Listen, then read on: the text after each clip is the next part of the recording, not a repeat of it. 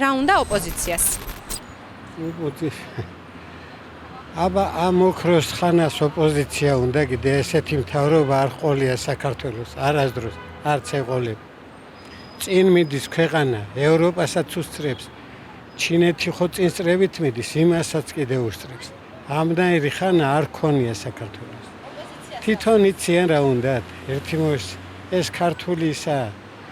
ერთი მორეში დაირევიან დაჭამენ თუთაშხიას აქ იმას ამირეჯიბს.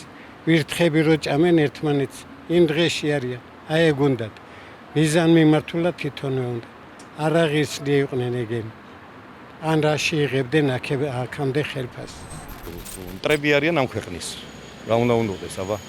გამოდიან და რა ვიცი, სადაც აბეზღებენ ამ ქვეყანას, რა ქვია, ესერია ისეთია, რომელიც სინამდვილეშიც არ არის. თქვენ ხო ცხოვრობთ ამ ქვეყანაში.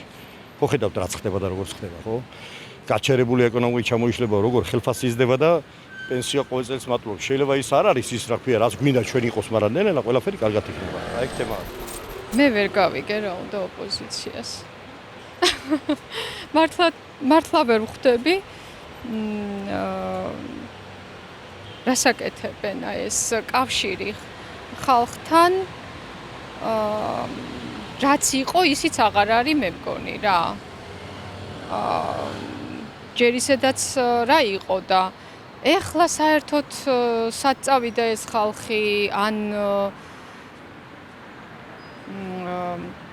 არ ვიცი. ოპოზიციამ ჯერ თვითონ უნდა გაარკვიოს და ერთმანეთში უნდა შეთანხმდნენ რა. და ისე ძალიან ასე არარაციონალურად მოქმედებენ რა. რა უნდა ოპოზიციას? რა უნდა? ხელისუფლებაში მოსვლა. რა უნდა უნდოდეს? საქართველოს კარგად ყოფნა რო არ უნდათ ხო ფაქტია. რა უნდა თუ რასაც სთხოვენ ის უნდა. მე მგონი თავისნება ვერ დავინახეთ. თქვენი აზრით რა უნდა ოპოზიციას? რა უნდა ოპოზიცია? თვითონ იციან? თვითონ თუ არ იციან, მე როგორ მეწოდინდა? ციხეში უნდა სუყველა. უნდა სუყველა უნდა დაიჭირო, უნდა მოაშორონ თავიდან. თქვენი აზრით დღეს რა უნდა ოპოზიციას?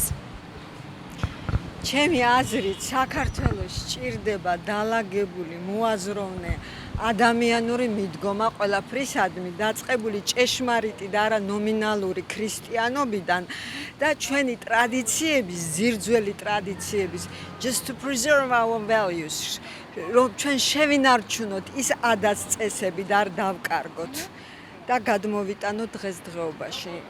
მიხვდით? აი ეს არის ძალიან მნიშვნელოვანი და დანარჩენი უფალმა დაბლოთ.